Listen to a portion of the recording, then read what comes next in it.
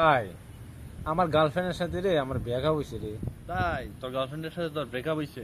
আচ্ছা বন্ধু, তোর মতে এখন আমি কি করতে পারি কসে?